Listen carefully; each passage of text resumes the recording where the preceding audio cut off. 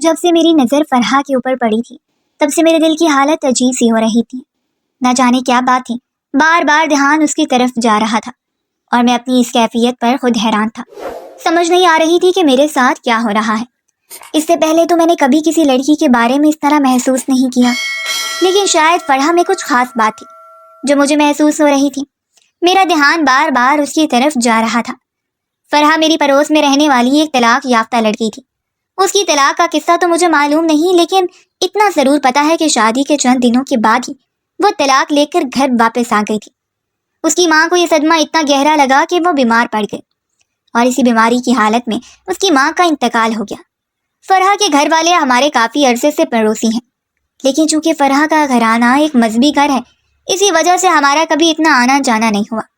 فرحہ کی اماں کا میری ماں کے ساتھ دوستی تھی، اسی لیے کبھی کبھار اماں ان کے پاس چلی جاتی اور وہ بھی آ جاتی، لیکن فرحہ کا کبھی اس گھر میں آنا نہیں ہوا۔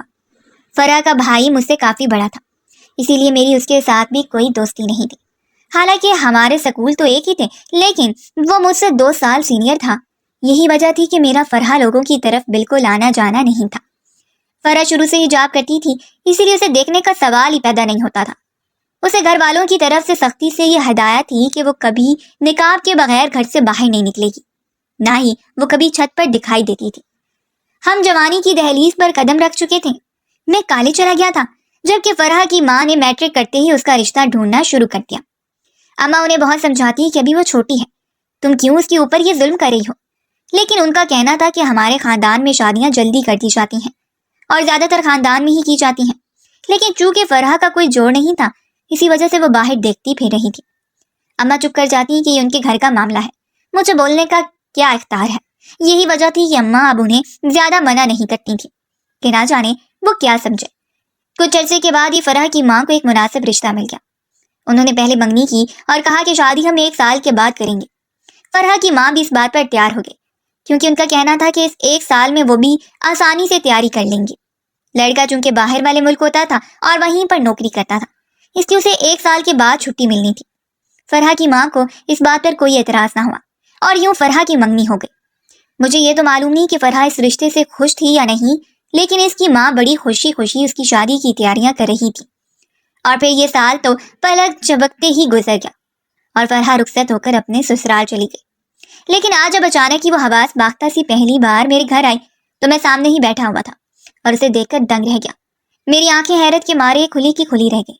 میرا نام وقار ہے اور میں ایک 26 سال کا مرد ہوں۔ میری شادی کو بھی کچھ ایسا ہی ہوا ہے۔ جب یونیورسٹی کی تعلیم حاصل کرنے کے بعد میں نوکری ڈھونڈنے کے لیے نکلا تو مجھے کافی وقت لگ گیا، کیونکہ نوکری کے لیے یا تو سفارش کی ضرورت تھی یا پھر رشوت کی، اور میرے پاس دونوں ہی نہیں تھے۔ چونکہ میرے گھر کے حالات کچھ خراب ہی تھے، ابا کا انتقال ہو چکا تھا اور ان کی پینشن سے گھر کی گزر بسر بڑی مشکل سے ہوتی تھی۔ میں چونکہ اسکالرشپ پہ یونیورسٹی میں پڑھ رہا تھا، اسی لیے میری پڑھائی میں تو کوئی رکاوٹ نہ ہوئی، کیونکہ میں بہت ذہین تھا اور اپنی پڑھائی کو بہت سنجیدگی سے لیتا تھا۔ لیکن اتنا پڑھ لکھ جانے کے باوجود بھی جب مجھے نوکری کے حصول میں اتنی زیادہ مشکل پیش آئی تو میں دل برداشتہ ہونے لگا اور مایوسی کے عالم میں گھنٹوں سڑک کے کنارے پیدل چلتا رہتا۔ جہاں کہیں بھی مجھے کسی پر نوکری کا پتہ چلتا تو میں انٹرویو کے لیے پہنچ جاتا، لیکن ایسا لگتا تھا جیسے وہ انٹرویو صرف فارمیلٹی کے لیے ہوتا ہے۔ یہی وجہ تھی کہ حالات کی خرابی کے باعث میرے اندر تلخی بڑھتی جا رہی تھی۔ حالانکہ میں اپنی پڑھائی میں اتنا اچھا تھا، لیکن مجھ میں صرف ایک شخصی کمزوری تھی کہ میں دیکھنے میں بہت دبلا پتلا اور چھوٹے قد کا تھا۔ میرا قد بمشکل 5 فٹ تھا، لیکن میں تو اسے میں چھوٹا قد ہی شمار کروں گا۔ سکول میں تو لڑکے میرے بہت زیادہ مذاق اڑاتے، لیکن میں پہلے تو ان کے ساتھ مقابلہ کرتا، انہیں مارنے کو دوڑتا، لیکن میں ان کا مقابلہ نہیں کر سکتا تھا۔ میں گھر آ کر اماں سے شکایت کرتا تو اماں پیار سے مجھے ہی سمجھاتی اور یہی کہتی کہ میرا بیٹا تو شہزادہ ہے، شہزادہ۔ ان لڑکوں کو کیا پتا کہ تم کتنے خاص ہو، تم کبھی ان کی باتوں پر دھیان مت دینا، صرف اپنی پڑھائی پر دھیان رکھنا۔ تم جتنا پڑھو گے اور جتنا کامیاب بنو گے، یہ ان لڑکوں کے منہ پر تماچا ہوگا۔ اماں کی بات میرے دل میں رہ گئی اور میں نے اب ان لڑکوں کی باتوں پر توجہ دینا ختم کر دیا۔ وہ جب میرا مذاق اڑاتے ہیں تو میں انہیں نظر انداز کر دیتا اور کتاب کھول کر بیٹھ جاتا۔ حالانکہ وہ اکثر ہاتھا پائی تک آ جاتے، مجھے ہاتھ مار مار کر چھیدتے اور اکسانے کی کوشش کرتے، لیکن میں نے اماں کی بات کو ہی اہمیت دی اور انہیں نظر انداز کیے رکھا۔ یہی وجہ تھی کہ میں نے میٹرک میں پورے ضلع میں ٹاپ کیا۔ اماں تو اماں، میں خود بھی اس بات پر بہت زیادہ حیران تھا۔ مجھے یہ تو امید تھی کہ میرے نمبر اچھے آئیں گے، لیکن اس بات کا اندازہ نہیں تھا کہ میں ٹاپ کروں گا۔ یہ سب میرے صبر کا نتیجہ اور میری ماں کی دعاؤں کا ہی اثر تھا جو آج میں اس مقام پر پہنچا تھا۔ بہت سارے اخباروں اور ٹی وی پر میرے انٹرویو چھپے اور مجھے بلایا جانے لگا۔ میں پھولے نہیں سمایا، لیکن پھر بھی کہیں نہ کہیں میرے دل کے اندر ان لڑکوں کی باتیں اب بھی موجود تھیں۔ لیکن ان کی باتوں کا اثر ضرور ہوا تھا کہ میں احساس کمتری میں جانے کی بجائے اپنے آپ کو پڑھائی میں مصروف کر لیتا۔ جب مجھے ان کی باتوں کا خیال آتا تب میں پڑھنے کے لیے بیٹھ جاتا اور اپنے آپ کو اتنا کامیاب کر لینا چاہتا تھا کہ جب وہ لڑکے میری طرف دیکھیں تو انہیں اپنا سر بہت اونچا کرنا پڑے۔ میں قد سے نہیں، علم سے ان سے بڑا ہونا چاہتا تھا۔ یہی وجہ تھی میری دن رات کی محنت کے نتیجے میں نے FSC میں بھی بہت اچھے نمبر لیے۔ میں انجینئرنگ کا شوق رکھتا تھا، اسی لیے آگے انجینئرنگ یونیورسٹی میں مجھے ہاتھوں ہاتھ لیا گیا اور میری زندگی کا ایک نیا سفر شروع ہو گیا۔ زندگی میں سکون ہی سکون تھا، لیکن بے سکونی تو تب ہوتی جب میں آئینہ دیکھتا اور ان لڑکوں کی باتیں میرے دماغ میں چکرانے لگتی۔ میں نے آئینہ دیکھنا ہی چھوڑ دیا۔ اپنی تعلیم میں ترقی کی منزلیں طے کرتے کرتے میں نے انجینئرنگ بھی بڑے اچھے اور امتیازی نمبروں سے پاس کر لی۔ میرا خیال تھا کہ مجھے یہاں سے نکلتے ہی ہاتھوں ہاتھ لیا جائے گا اور بڑی اچھی نوکری دی جائے گی، لیکن یہ صرف میری خام خیالی تھی۔ میری اتنی بڑی کامیابی کے ساتھ لی گئی ڈگری ان کے لیے کوئی معنی نہیں رکھتی تھی۔ انہیں تو کوئی بھاری سفارش والا یا پھر کوئی اور رشوت دینے والا مل جاتا اور یوں وہ نوکری ان میں سے کسی کو مل جاتی۔ شروع میں تو میں نے نوکری کی تلاش جاری رکھی، کیونکہ میرا خیال تھا کہ اندھیر ہے لیکن اتنا نہیں کہ حقدار کا حق مارا جائے۔ لیکن جب مجھے جوتیاں کے ساتھ 1 سال ہو گیا تو تب مجھے اندازہ ہوا کہ یہاں پر تو اندھیر نگری کا راج ہے، یہاں پر تو کسی کو اس کا حق نہیں ملتا۔ اگر جو مجھے وہ 2-3 ٹیوشن کا بھی آسرا نہ ہوتا تو کیا ہوتا؟ اتنا پڑھ لکھ کر بھی میرے کس کام کا تھا جب میرے ہاتھ میں ڈگریاں لے کر نوکری ہی ڈھونڈنا رہتا تھا۔ اور پھر شاید قدرت کو مجھ پہ رحم آ گیا اور اخبار میں آئی یہ سرکاری نوکری کے لیے میں نے اپلائی کر دیا۔ اسے اپلائی کر کے میں بھول چکا تھا، کیونکہ میرا نہیں خیال تھا کہ مجھے وہ نوکری ملے گی۔ لیکن میری حیرت کی انتہا نہ رہی جب 1 مہینے کے بعد مجھے اپوائنٹمنٹ لیٹر مل گیا اور میں کتنی ہی دیر اسے ہاتھوں میں پکڑ کر بے یقینی سے بیٹھا رہا۔ مجھے اس بات کا یقین ہی نہیں آ رہا تھا کہ مجھے نوکری مل گئی ہے۔ اماں اور بہن کو جب اپنی خوشی کے بارے میں بتایا تو وہ دونوں تو خوشی سے رونے لگی۔ مجھے اب یقین ہو گیا تھا کہ میرے گھر کے حالات بدل جائیں گے اور پھر میں نوکری پر جانا شروع ہو گیا۔ اب میرے اندر اعتماد آتا جا رہا تھا اور آہستہ آہستہ میری شخصیت نکھرتی جا رہی تھی۔ میں اپنے قد کو تو بڑا نہیں کر سکتا تھا، لیکن یہ تھا کہ میں نے اپنی خوراک کو پہلے سے کافی بہتر کیا تھا۔ اس سے یہ تھا کہ میرا جسم تھوڑا بھرا بھرا لگنے لگا، لیکن میں تھا اب بھی کمزور اور کافی حد تک پتلا دبلا۔ مجھے نوکری کرتے ہوئے 6 ماہ ہو گئے کہ میں نے اماں سے کہا کہ چھوٹی کا رشتہ دیکھ کر اس کی شادی کر دیتے ہیں، کیونکہ اب یہ شادی کے قابل ہے۔ اماں نے بھی میری بات کی تائید کی اور جلد ہی ایک مناسب سا رشتہ دیکھ کر ہم نے اس کے ہاتھ پیلے کر دیے اور وہ رخصت ہو کر اپنے گھر چلی گئی۔ اماں کو اب گھر کی خاموشی کھٹکنے لگی، کیونکہ چھوٹی کی شادی ہو گئی تھی اور میں دفتر چلا جاتا تھا، جہاں پر مجھے شام کے 6 سے 7 بج جاتے اور اماں سارا دن گھر پر اکیلی بیٹھی بور ہوتی رہتی۔ یہی وجہ تھی کہ چھوٹی کی شادی کے کچھ عرصے کے بعد ہی اماں نے مجھ پر میری شادی کا دباؤ ڈالنا شروع کر دیا۔ ان کا کہنا تھا کہ اب چونکہ تمہاری نوکری بھی لگ گئی ہے، چھوٹی کی شادی بھی ہو گئی ہے اور سب کچھ ٹھیک ہے، تو تمہاری شادی میں دیر نہیں کرنی چاہیے۔ میں شروع میں تو اماں کو ٹالتا رہا اور یہی کہتا رہا کہ آپ کو گھر کا سکون پسند نہیں ہے، اسی لیے بہو لے کر آنا چاہتی ہیں۔ اماں ہنس دیتی، کیونکہ میں ابھی شادی کرنا ہی نہیں چاہتا تھا۔ اماں کے بار بار اصرار پر ایک دن میں نے انہیں کہہ دیا کہ مجھ سے کون شادی کرے گا؟ میرا قد بھی چھوٹا ہے اور میں دبلا پتلا ہوں، دیکھنے میں نہ تو خوبصورت ہوں اور نہ ہی ایک ہینڈسم مرد ہوں، تو پھر مجھ سے کون سی لڑکی شادی کے لیے حامی بھرے گی؟ میں نے بڑے سنجیدہ اور حقیقت پسند انداز میں اماں سے کہا، تو اماں دبے جاری رکھے ہوئے مجھے دیکھتی رہی اور پھر جب وہ کچھ کہنے کے قابل ہوئی تو کہنے لگی، مجھے بہت حیرت ہو رہی ہے کہ تو اپنے بارے میں اس طرح سوچتا ہے۔ میں سچ میں بہت حیران ہوں، میرے بچے ہر لحاظ سے تم مکمل ہو، تجھ میں ایسی کون سی کمی ہے؟ تو پڑھا لکھا ہے، خوبصورت ہے، باادب بچہ ہے، کسی قسم کا نشہ نہیں کرتا، تیری نوکری اچھی ہے، پھر بھی تو اپنے آپ کو ایسا سمجھتا ہے۔ مجھے بہت افسوس ہو، میں نے تیری تربیت ایسی نہیں کی تھی۔ اماں بیچاری تعصب سے مجھے کہنے لگی، جبکہ میں شرمسار سا ہو گیا۔ اماں چند لمحے خاموش رہی اور پھر کہنے لگی، ٹھیک ہے، اگر تجھے ایسا لگتا ہے تو میں تیرے لیے ایسی بیوی لے کر آؤں گی جو اونچی لمبی جوان ہو، تاکہ تیرے بچے اونچے لمبے اور جوان نکلیں، وہ تیری طرح ایسی باتیں نہ سوچیں، ان کے اندر اس طرح کا احساس کمتری نہ پیدا ہو، اسی لیے میں تیرے لیے ایسی بیوی ڈھونڈ کر لاؤں گی۔ اماں نے ایک عزم سے کہا تو میں نے ان کی طرف فوراً دیکھا اور کہا، کیا میرا مذاق اڑانا چاہتی ہیں، یا پھر آپ کو لگتا ہے کہ وہ اونچی لمبی جوان لڑکی میرے لیے شادی کے لیے تیار ہو جائے گی؟ اگر ایسا ہے تو آپ کی غلط فہمی ہے، کوئی بھی مجھ جیسے لڑکے سے شادی نہیں کرے گی۔ میں نے اماں کو دو ٹوک انداز میں سمجھا دیا، لیکن وہ بھی میری ماں تھی، وہ بھی باز نہیں آئی اور ان کا یہی کہنا تھا کہ وہ بہت جلد میرے لیے ایسا ہی رشتہ ڈھونڈ کر میری بات طے کر دیں گی۔ اماں کو ٹالنے کی خاطر میں نے کہہ دیا ٹھیک ہے، اگر آپ کو ایسا رشتہ ملتا ہے تو میری طرف سے بھی کوئی انکار نہیں۔ اس دن کے بعد سے اماں نے دوبارہ میری شادی کا نام نہیں لیا۔ میں نے بھی سکھ کا سانس لیا کیونکہ میرا خیال تھا کہ اماں اپنے ارادے سے باز آ گئی ہوں گی۔ لیکن میری حیرت کی انتہا نہ رہی جب ایک دن میں دفتر سے گھر واپس آیا تو دیکھا سامنے اتنی بڑی مٹھائی کی ٹوکری پڑی ہوئی ہے۔ میں حیران ہوتے ہوئے اماں سے پوچھنے لگا کہ اتنی زیادہ مٹھائی کہاں سے آئی؟ اماں فوراً کچن سے نکلتے ہوئے اور خوشی سے چور لہجے میں کہنے لگی کہ میں نے تیری بات پکی کر دی ہے، یہ اسی سلسلے میں آئی ہے، اب سارے محلے میں بانٹوں گی۔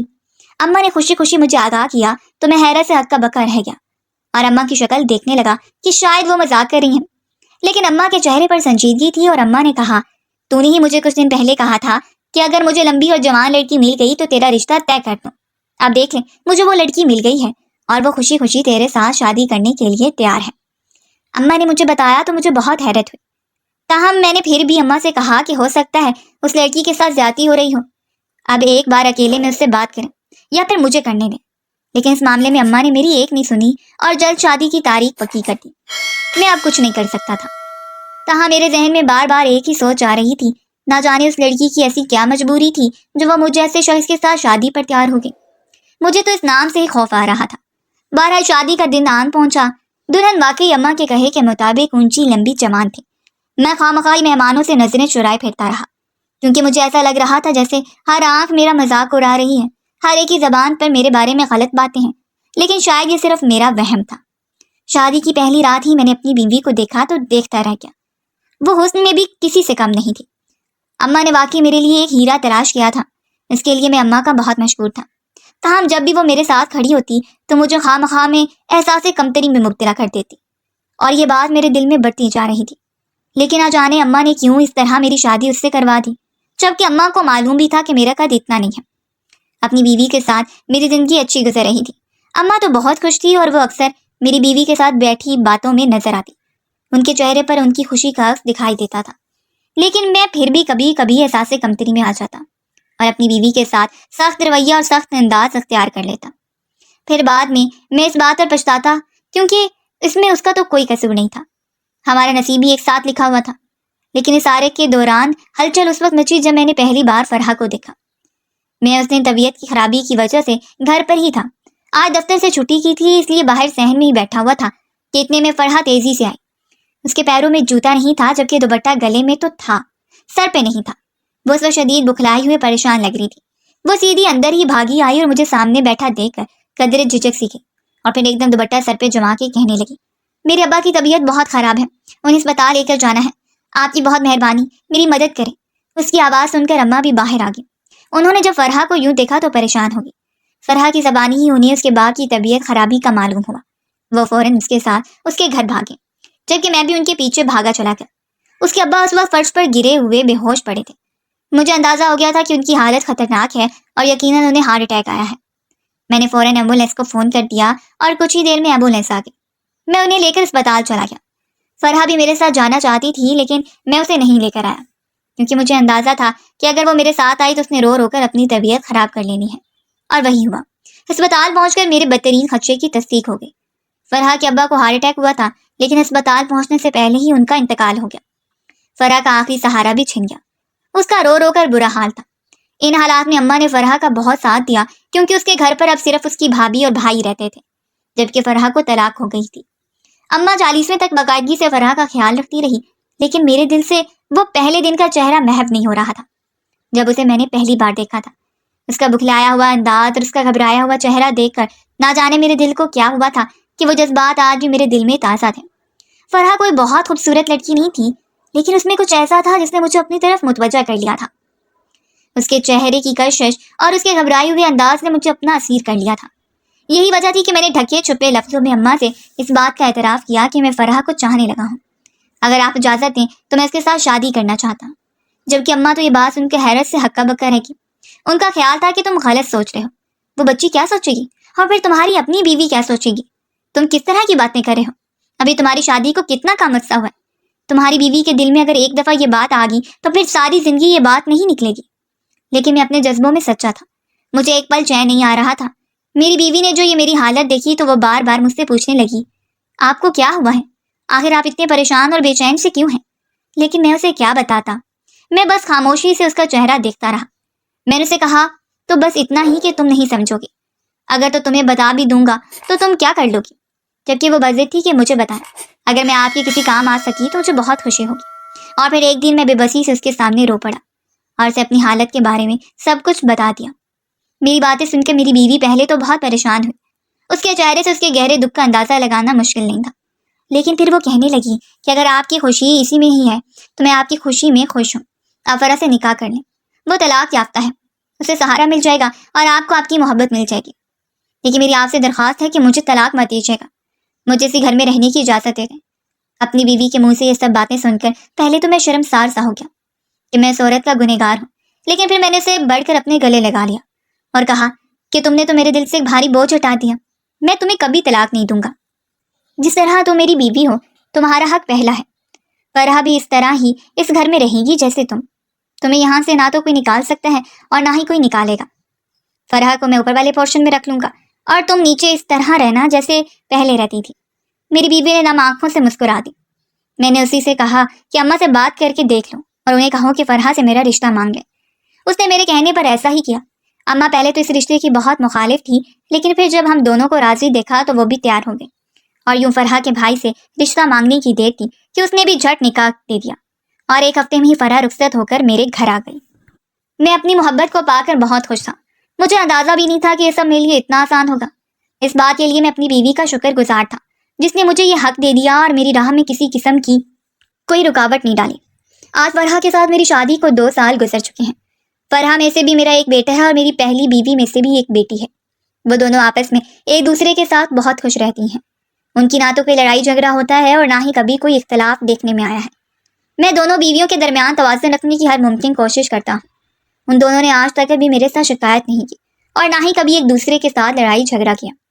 اماں تو اپنے گھر میں اتنا سکون اور رونق دیکھ کر بہت خوش ہوتی ہیں، اور وہ اپنی دونوں بہوؤں کو بہت دعائیں دیتی ہیں کیونکہ انہوں نے ان کے گھر کو جنت بنا دیا۔ کبھی کبھی میں تنہا ہوں تو بیٹھ کر یہ سوچتا ہوں کہ اگر میں نے اس دن فرح کو نہ دیکھا ہوتا تو میرے دل میں کبھی اس کے لیے جذبات پیدا نہ ہوتے۔ شاید اسی لیے پردے کا حکم دیا گیا ہے۔ لیکن پھر سوچتا ہوں کہ اگر میرا دل میں اس کے لیے جذبات پیدا ہو گئے تھے تو مجھے چاہیے تھا کہ میں انہیں اسی طرح کچل دیتا، لیکن میں نے اپنی بیوی کے آگے اپنا دل کھول کر رکھ دیا، اور اس نے بھی مجھے فرح کے ساتھ ملانے میں کوئی کسر نہیں چھوڑی۔ کوئی بھی عورت اتنا بڑا جھگڑا نہیں رکھتی کہ اپنے شوہر کو کسی کے ساتھ بانٹ دے، لیکن میری بیوی نے یہ بھی کر دکھایا، اور اس کے لیے میں تا عمر اس کا احسان مند ہوں جس نے میری خاطر اپنے دل پر پتھر رکھا۔ لیکن میں اپنی دونوں بیویوں کا بھی احسان مند ہوں جنہوں نے میرے گھر کو جنت بنا کے رکھا ہوا ہے۔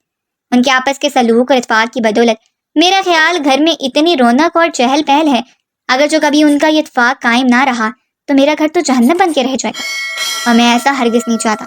اسی لیے ان دونوں کے درمیان ایک جیسا سلوک کر کے توازن رکھنے کی کوشش کرتا ہوں۔